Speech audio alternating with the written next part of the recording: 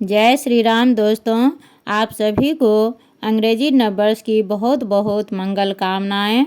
और आज के इस वीडियो में बताने जा रही हूँ कि इस नववर्ष 2025 का पहला पर्व मकर संक्रांति पर्व कब है, शुभ मुहूर्त और पूजन विधि, और मकर संक्रांति का महत्व और दान का शुभ होना। तो आप लोग वीडियो के अंत तक बने रहिएगा, इसे स्किप नहीं कीजिएगा। लाइक, शेयर और कमेंट ज़रूर कीजिएगा। शेयर भी एक प्रकार का दान है और किसी भी चीज़ का दान करने से पुण्य ही मिलता है, इसलिए पुण्य का भागी बने और अंत तक बने रहें। हिंदू धर्म में मकर संक्रांति का बड़ा महत्व है।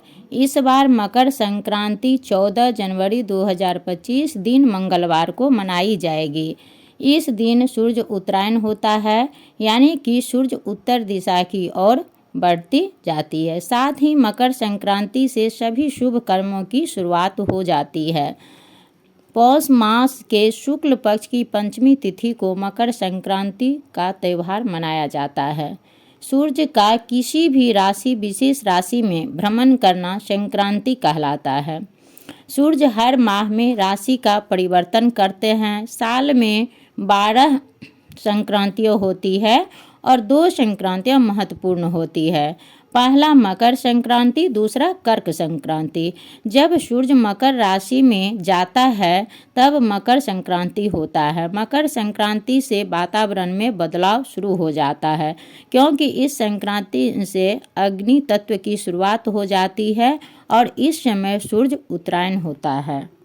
इस दिन का दिए गए दान और जप का फल अनंत गुना होता है। उदय तिथि के अनुसार मकर संक्रांति इस बार 14 जनवरी को ही मनाई जाएगी। इस दिन सूर्य सुबह 8:41 पर मकर राशि में प्रवेश करेंगे।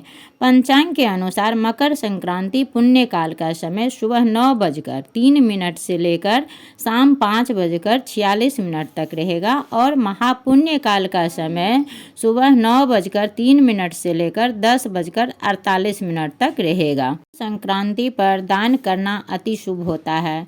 मकर संक्रांति के पर्व को कहीं कहीं उत्तरायण भी कहा जाता है। इस दिन गंगा स्नान, व्रत, दान और भगवान सूर्य की उपासना करने का विशेष महत्व है।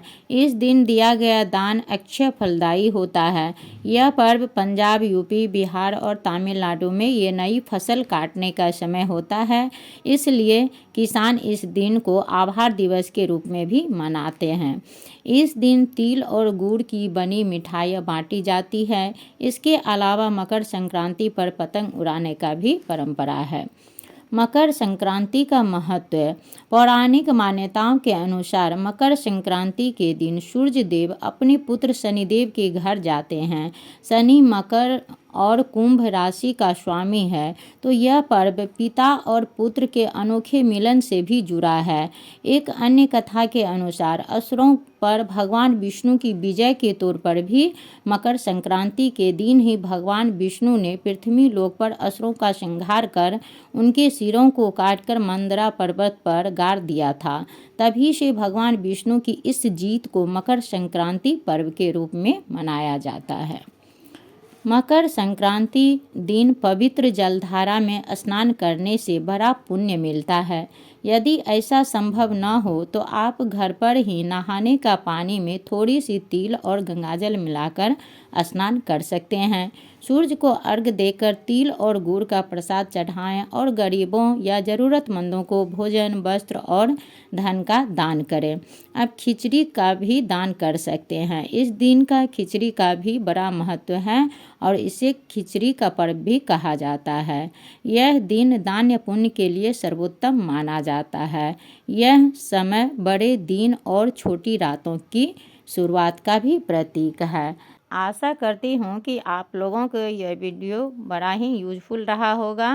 तो आप लोग को यदि वीडियो पसंद आया होगा तो लाइक, शेयर और कमेंट ज़रूर कीजिएगा। जय श्री राम। फिर मिलती हूँ नेक्स्ट वीडियो में।